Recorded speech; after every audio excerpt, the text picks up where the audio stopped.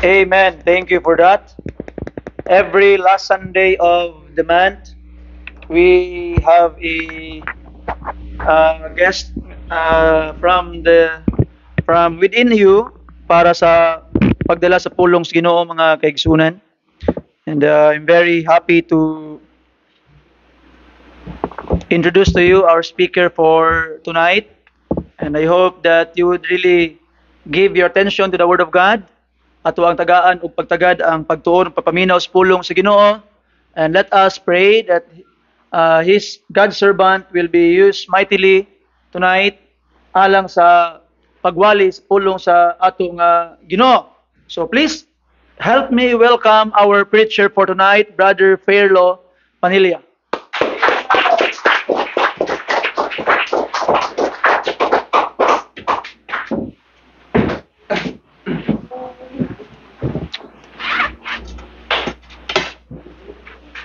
Amen. Maayong hapon sa atuang tanan mga kaigsunan.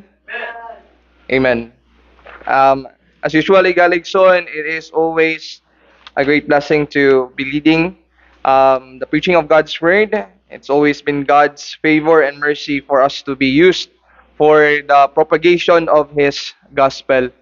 And karon ni Galigson, sa walilangan pa, I would like to request everyone to please rise and kindly open your Bibles with me in the book of Philippians chapter 4 verse 10 to 13, please. Chapter 4 verse 10 to 13. Kung anaan natang tanan, please say heartily amen. Amen. Alright. Verse 10, the word of God says, "But I rejoice in the Lord greatly, that now at last your care of me hath flourished again, wherein ye were also careful, but ye lacked opportunity. Not that I speak in respect of want, for I have learned in whatsoever state I am, therewith to be content. I know both how to be abased, and I know how to abound. Everywhere in all things I am instructed both to be full and to be hungry, both to abound and to suffer need." Verse 13, "I can do all things through Christ, which strengtheneth me." Let us pray. Father in heaven, we thank you, Lord God, for the reading of your word. Thank you, Ginoo, Lord God, for the blessing for us to hear again ang imong pulong. We pray, Lord God, that you would use mightily ang imong servant. Help us, Ginoo, Lord God, na ikaw panalangin ka namo. Ginoo, nasayod ka na wala may buhat kung wala ikaw. We are to talk about contentment karon, Ginoo, Lord God. Allow, Ginoo, Lord God, that our hearts after this lesson, after this sermon, would reach the level of contentment. Gampo mi Ginoo, ikaw mag-auban ka namo, knowing, Ginoo, Lord God, again, that we cannot do anything without you. In Jesus' name, we humbly ask in prayer. Amen. We're now to be seated, Galigson. Thank you so much. The title of today's lesson, Galigson, is Christian Contentment. Christian Contentment. One famously said that man's desire, ang kagustuhan sa usa ka tao, is insatiable. It means, Galigson, na ang desire sa usa ka tao, ang ihang gusto makabot siyang kinabuhi, walay kaumanan. It's never ending. It's dili mo mabusog. It's never it's insatiable. Dili mabusog, it means insatiable. So ato makita mga kaigsunan na ang kagustuhan sa usa ka tawo dili mahuman, dili mabusog, it's insatiable. Ato makita mga kaigsunan that when we acquire something, we tend to want more. We tend to want more. We tend to want everything na wala pa nato nakabot. When we reach this certain level, the status sa ato ang mga kinabuhi, we tend to want to achieve kung unsa pa ang wala nato na achieve. So the desire of man is insatiable. It's never ending. We can see Galigson, mga corrupt officials in any government, whether it be here in our nation or outside, pag mangawat sila, because this is a reality, Galigson, mangawat man jud sila. Pag mangawat sila, Galigson, siguro they would start from tens of thousands. Handun sa kulangan sila, they would go for hundreds of thousands.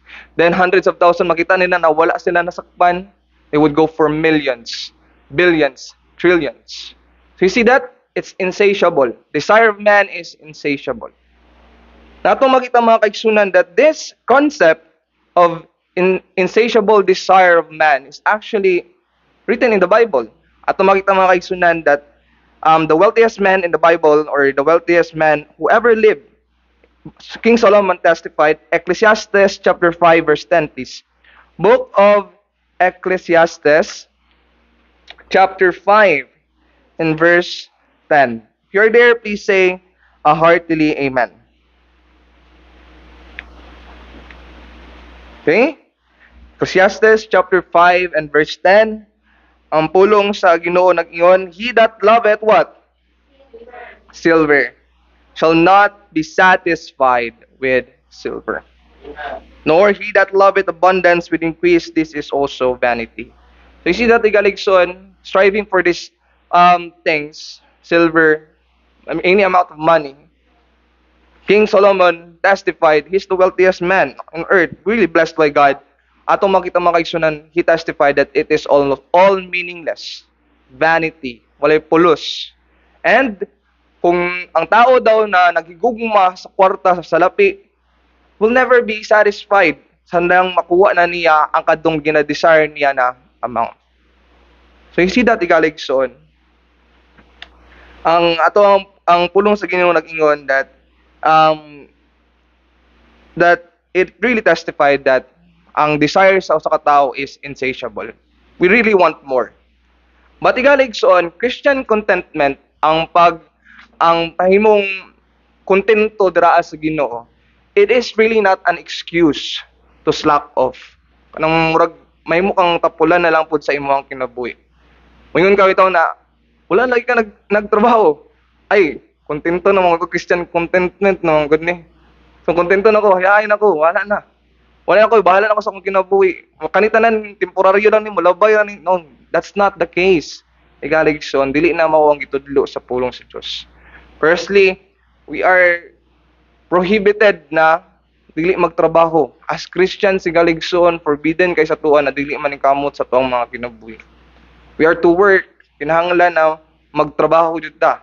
Kanang pulong sa Ginoo na ang dili magtrabaho, dili pa pakanon, right? So you see that? Ang Kristohanon dapat jud maningkamot. It is always a desire to work. But ato makita mga kaigsunan, again, laziness is a direct disobedience in the work of God, and God commands us to work. But Igaligson, what we mean by Christian contentment, mahimo kang kontento, Igaligson, mas maayo pa na mahimo kang kontento kaysa ang imuhang gukdon sa imong kinabuhi kay kadtong mga butang na outside of the will of God. You see that? You hear that, Igaligson? Again, mas maayo pa na mahimo kang kontento sa imong kinabuhi kaysa kung gusto nimo i-acquire na mga butang is kadtong wala gisugo or outside of the will of God. Kadtong mga butang na makasala kaningon dira asa, Ginoo.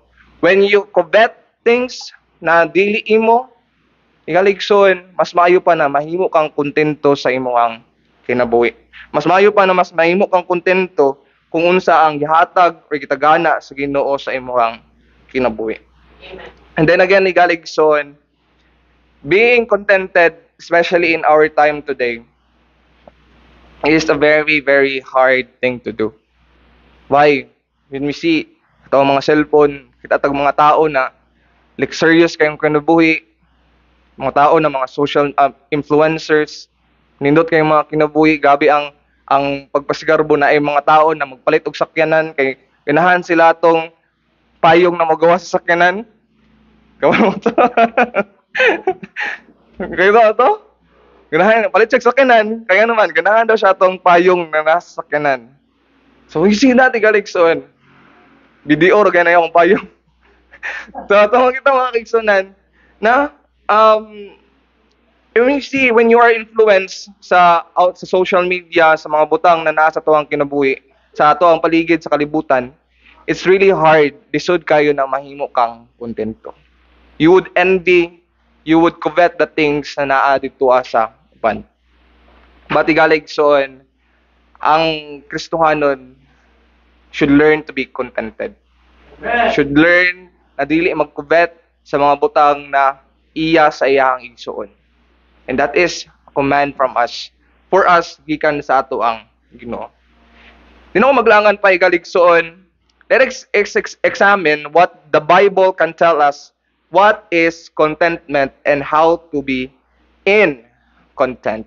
Mahimong kontento. Point number 1, content is internal, naa sa sulod.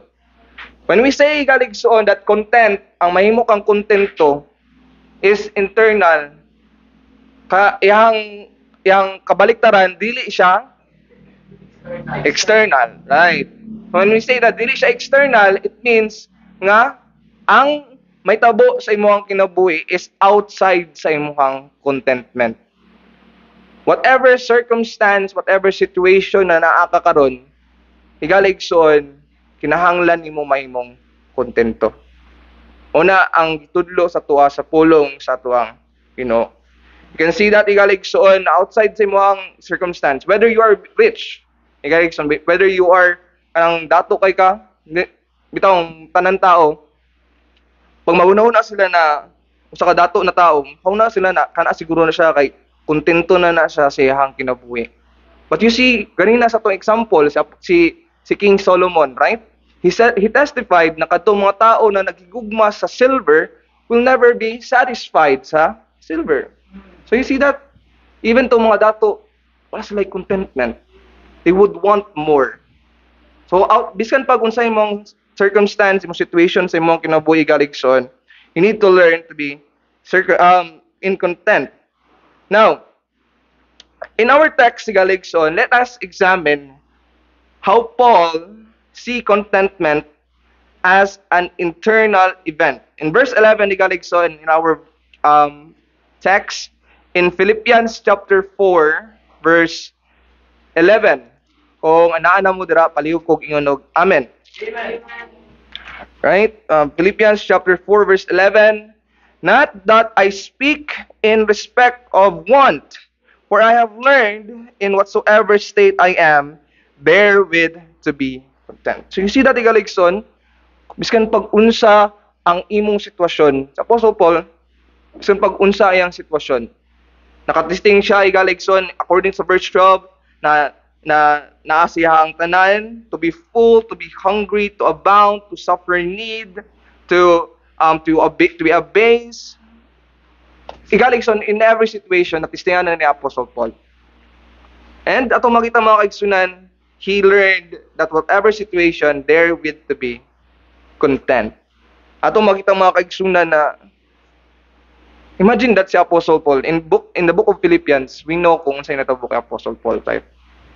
Sa Apostle Paul, na kaning ang uban na mga verses ani na wala ni pastor sa Wednesday, atong makita mga kaigsunan na ay sa katao siya na nagabisita si Epaphroditus, nga naman na ikulong si Apostle Paul at that time.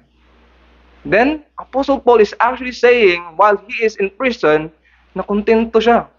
Yes, at the care, nagakulba siya sa care for the church, still he is in content. And ironically, higaligson, this is not the first time na si Apostle Paul nasa prisuhan.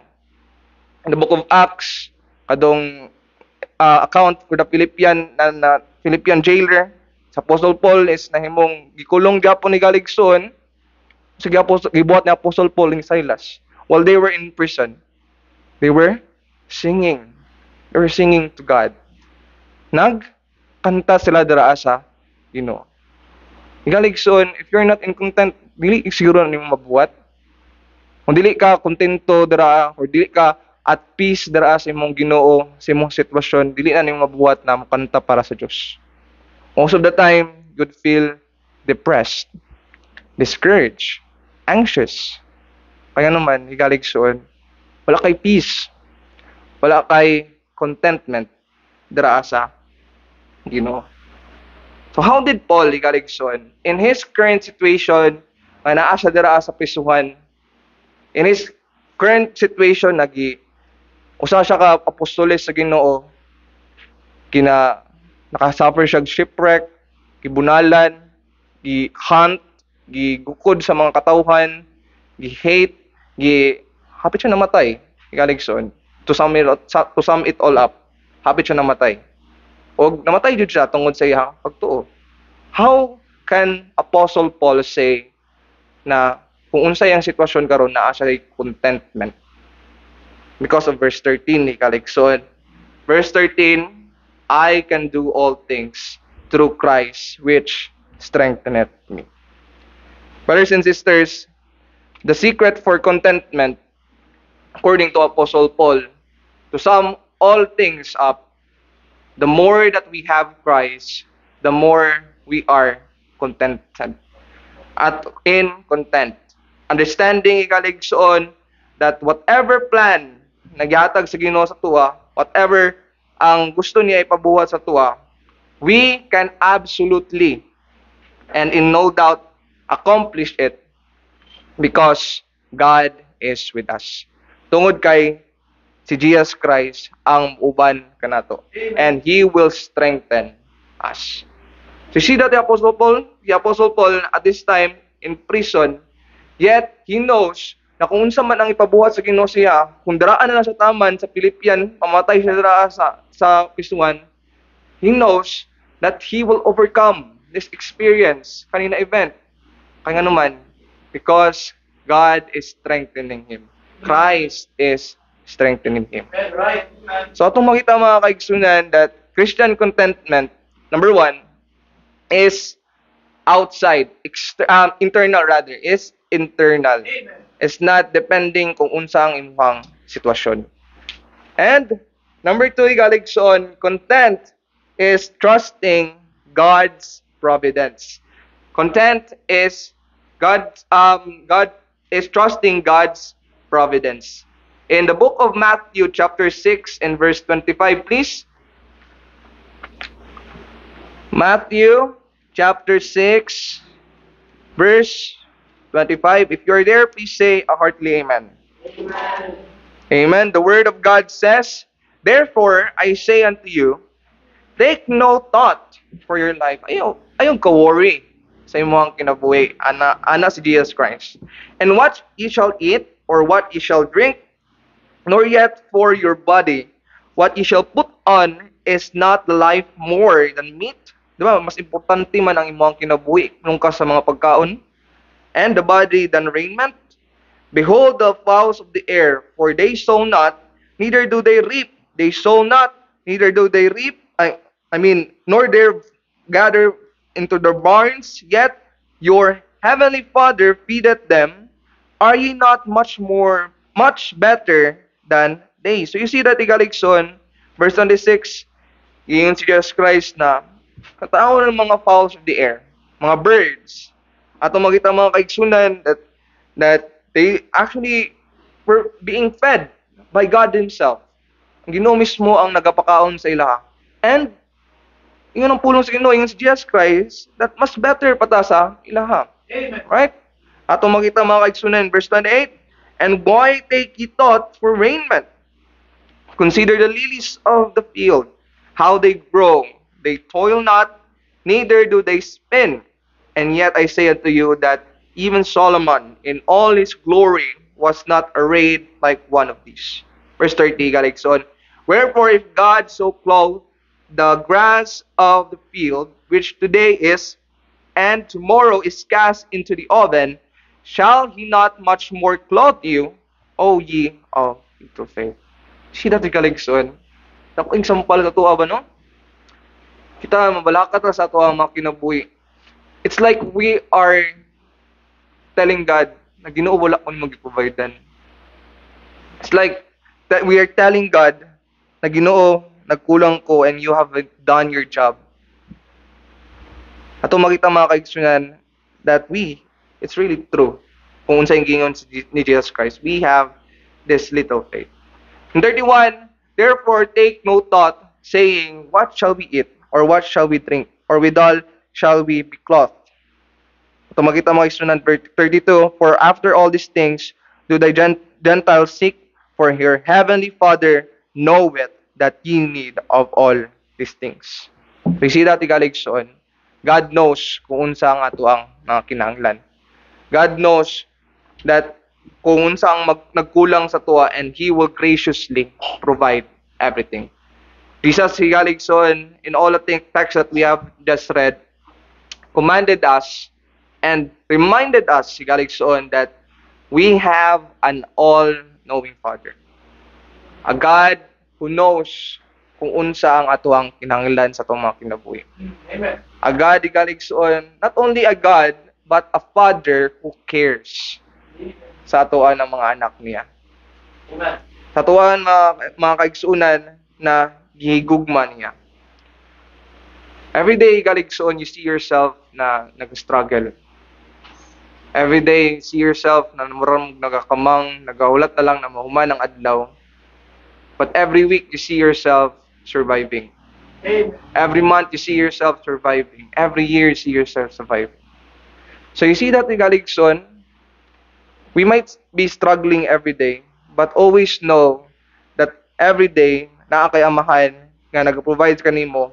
That's why you are able to survive all the things na maabot sa mo in that very day. Amen. Mao na higaligsoon, let us trust God. Trust God that He will really provide. Trust God na iya kang tagaan sa imong mga kinahanglan. Now, Book of Hebrews, higaligsoon, verse 13 to 5, please. Hebrews chapter 13, verse 5.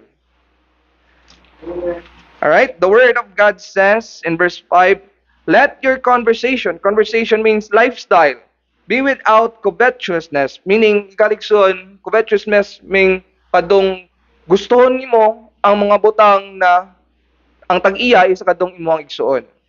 Meaning kadong mga butang na dili imuha, gusto nimo nagselos ka. And be content with such things as ye have. So you see that, higaligsoon, be content of the things na gihatag sa imo. For He hath said, I will never leave thee nor forsake thee. Amen. So you see that, higaligsoon. So verse 6, so we may boldly say, the Lord is my helper, and I will not fear what man shall do unto me. Ato makita mga kaigsunan that ingon ang pulong sa Ginoo na kita ng mga Kristohanon, we are to be content, dapat mahimot ang kontento because God Himself has said to us na di ta niya pasagdan, na dili ta niya biyaan.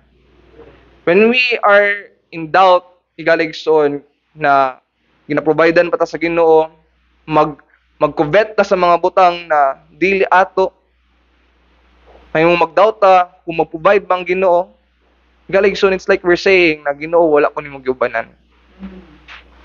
It's like we're saying, Ginoo, you're not fighting for me. Ato makita mga kaigsunan that it's like we're accusing God of leaving us. Brothers and sisters, let us be like Joseph. Si Joseph, higaligsoon, can remember na sa dihang nakita na niya ang mga igsuon in Egypt, wala na sukos Joseph. Right? Sa iyang mga igsuon.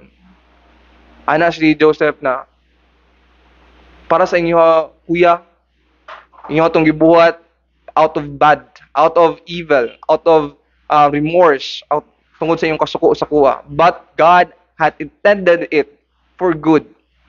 So you see that, higaligsoon, Joseph, sa iyang kinabuhi, in whatever situation na naa siya, makita nimo na budget na yung situation, right? Wala di good. But Joseph is in content because he knows that God Himself is in control. Amen. God Himself, who feed the birds, who dress the lily, who controls everything, is in control. Imagine that, higaligsoon, na istoryahan ka sa Ginoo, who controls everything and who knows everything, na dili ka niya pasagdahan. That is great assurance para sa tao na wala nakabalo. Susama na ako, higaligsoon. Sama na to na wala nakabalo kung unsa ang naasa ugma. God knows everything and we are to trust Him igaligsoon kung unsang iyang ipabuhat sa tuang mga kinabuhi. Last point igaligsoon, content is to have eternal perspective. Eternal perspective. 1 Timothy chapter 6 in verse 6 igaligsoon, please. 1 Timothy chapter 6 and verse 6. If you are there, please say heartily, Amen. All right, the word of God says, but godliness with content is great gain. So you see that, igaligson, it's great gain na mahimo kang content. In 7, for we brought nothing into this world, and it is certain we can carry nothing out. That's a principle, igaligson. Diba? We brought nothing diri sa kalibutan.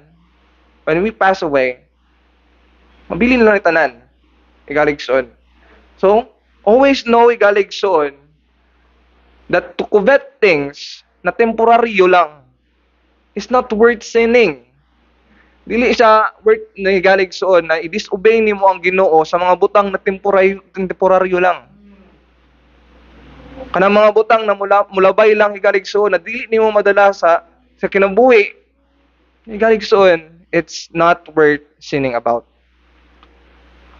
Kung ikaw siguro dili pa kaluwas igaligson and you wanted to do evil things, covet things na evil igaligson, dili na nimo madala sa impierno.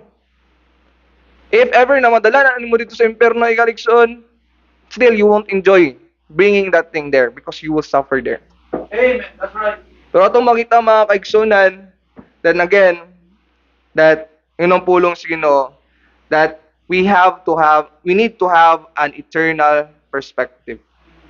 Knowing ikaligsoon na temporaryo lang ang butang, and ay mga butang na mas mo exceed or mas mo last eternally, we are to aim for the things na iya sa ato ang Ginoo. So, munta na siguro ka, mas man day Brad Fairlo. Again, dili na lang day kung magtrabaho. Dili na lang day kung mag-screen lang, kaya naman mulabay na lang mo dyan na ang prinsipyo sa Biblia. Again, igaligsoon. It is not wrong. It is not what I meant kaganina. Again, ingon ako ganina na mali jud kayo na para sa isa ka Kristohanon na magtinapulan. Kinahanglan nakita ng mga Kristohanon, sugo jud ta na magtrabaho. Kaya atong makita mga igsunan, nakita ng mga Kristohanon, if you are a student, you are to study. And always igaligsoon na i-prioritize nimo ang imong pag-study to the extent na dili po nimo makalimtan ang imong pag-serve dira sa Ginoo. Atong makita mga kaigsunan na ang imong pagtrabaho, ang imong pag-study, one day it will be an asset for the service of God. Pwede ka magamit igaligsoon. Right?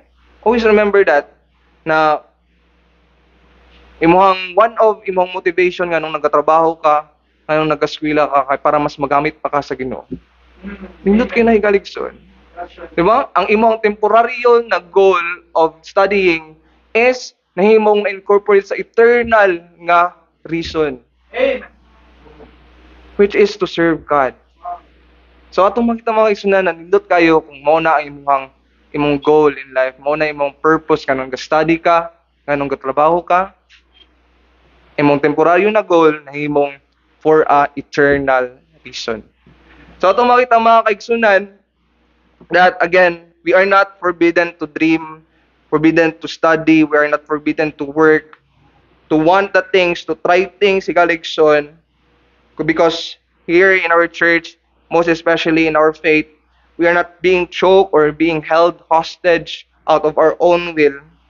Again, igaligson, gingon ako ganina, the meaning of being content, mas maayo pa lang higaligsoon na less ang nasa imuha, na may mukang kontento sa butang na less, kaysa imuang i-aim, imong kabuto ng mga butang na outside of the will of God. Outside ka ng mga temporaryo na mga butang. Atong makita mga kaigsunan, it is atong goal as Christian is for the things that are of Christ. All things are temporary and not worth sinning about. That's why we need to aim for Christ. Let us, ako nang i-summarize, conclude everything, Galigson, conclude ang tanan. Content is internal. It is not external, meaning it is dependent. Meaning, meaning it is independent. Rather, di siya dependent sa imuhang situation. Whatever your situation, you are to be in content. Dapat na imo kang kontento. Igaligson. I know that it's not easy. Naman tayong mga goals sa itong mga kinabuhi. Sometimes we are discouraged na dili na ito makabutang itong mga kinahanglan ng mga butang. Pero always know, Igaligson, that you have a God who can provide. That's why contentment, Igaligson, is also relying on God's providence. Pag-provide sa ato ang, knowing and trusting God that He will provide. Amen. Number 3, Galigson, to be content is to long and to aim for that eternal reward instead of that temporary joy. Ato makita mga kaigsunan, to long and to long for that reward in heaven, for that eternal reward, rather than the temporary joy here on earth. Again, Galigson, the secret for contentment is the more that we have Christ, the more that we are in content. Thank you so much for listening, Galigson, and let us pray. Gracious and Heavenly Father, we thank you, Ginoo, sa imong kayo sa mga kinabuhi. Salamat, Lord God, for the great lesson that you have provided. We pray, Ginoo, Lord God, that if there are things na I have said that are wrong, we pray, Lord God, na matanggal ito sa huna-huna o kasing-kasing sa mga katawan. Mahan, sayod yun me, Lord God, that it is really important for us to be in content because it is really commanded in your word. But honestly, Lord God, sa mga kinabuhi, this present situation na naami karon, it's really hard to find that word, contentment. Pero Ginoo, nasayod mi na dili mo niyo pasagdan. Sayod mi, Ginoo, Lord God, that you will really fulfill your promise. Na dili mi nimo pasagdan, dili mi nimo biyaan. That we can truly rely upon you because you will provide. Mahan, forgive us for sinning, for doubting, Ginoo, Lord God, ang imong pag-provide ka namo. Tabangin mi, Ginoo, na amo ning bag-o na among mindset, among perspective sa among mga kinabuhi. And always rely na ikaw na sa imong providence, sa imong pag-provide ka namo. Mahan, wala mi mabuhat kung wala ikaw. May you bless the games karon, Ginoo, Lord God. Ikaw mag-auban ka namo. Thank you for your people, Ginoo, Lord God, who have attended the church. In Jesus' name we pray. Amen. Amen.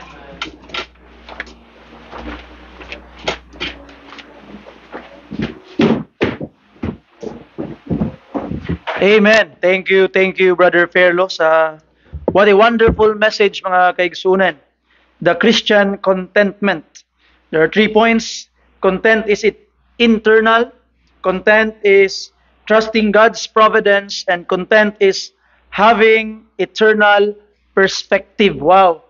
It was a great treat alang sa ato mga kaigsunan. Before we start sa tuang games, I would like to share to you something, mga kaigsunan, that I have realized while Brother Fairlo is sharing his conclusion, and I have written here sa ako ang notes, mga kaigsunan, nga sometimes, mga kaigsunan, mo nang dili ta makontento is because of seeing the things others have. Pananglitan, na kay gwapo kay nga bike, gipalit sa imuhang mamagpapa, nindot kay mong bike. Lingaw kay enjoy kay kasi mong bike, kay grabe kayo lipay kay kagitpaitan kasi imong mamagpapa og bag-o nga bike. Sa sige ni mag-bike-bike, nakita-ani mo ang imong amigo silingan, nag-drive-drive sa iyang bag-o nga motor. Kay gipalitan siya og motor sa iyang mamagpapa. Katong enjoy kay ka sa bike, katong happiness nimo kay na kay bike, nawala na. Ngano man, nindot man tuyo. Nawala imong contentment. No? Sometimes mga kaigsunan, mawala atong contentment, mawala ato ang pag-enjoy sa mga butang nga gihatag sa Ginoo sa atwa because we are always looking at the things others have. It's a big problem mga kaigsunan. You see? So, how to back that up? Nga dili ka sakitan na nga murag sakit pod biya nga mas may man sila. You know, as I think through it ganina while writing, na-realize na ko ana day siguro. Dapat di atong perspective. Di ba kinata eternal perspective according to Brother Fairlaw, and God will provide what you need. God is not mistaken. You dili nimo i-doubt ang Ginoo kay gi-accuse nimo siya nga wala siya nagtinarong sa imo. Imo ding buhaton is imong ibutang sa imong una-una that you don't deserve anything. Ang gideserve lang nimo is pain because you're a sinner, hell because you have done evil. Mo na imong gideserve. So tanan nga mga butang nga moabot tong kinabuhi, bisag unsa kagamay, dako na kay na nga bonus kay dili ka deserving ana. So ato makita mga kaigsunan, if you look at things like that, kani tanan ding butang nga naa sa ako karon, tanang butang di ay nga naangkon ako karon, dili day ko deserving ani. Kaya akong gi-deserve day kasakit ra gyud day tanan kay ngano man magkasala gud ko.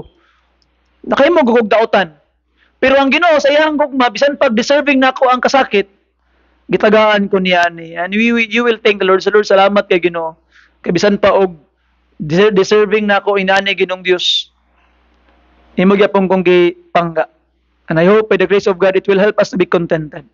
Contentment is a great gift. Thank you, Brother Fairlaw, for that wonderful message. I hope kitang tanan mga kaigsunan, we will have this gift of contentment, knowing nga ang gi-provide sa Ginoo sa imuha is enough for you and the best for you. Balik atong motor o atong bike, yes, nasa bike, but nasa motor, but that motorcycle is not best for you. The best fit for you is that bike. Kaya katong nagmotor-motor, sa ito siya motor-motor, motor-motor, itaas ang iyang blood pressure, mangandoy na buto siya bike. May pasa na bike ako, motor ako. You see that? God can change anything mga kaigsuunan. God knows best for us. And I hope by the grace of God, mahimutang makaangko na ning contentment. Amen?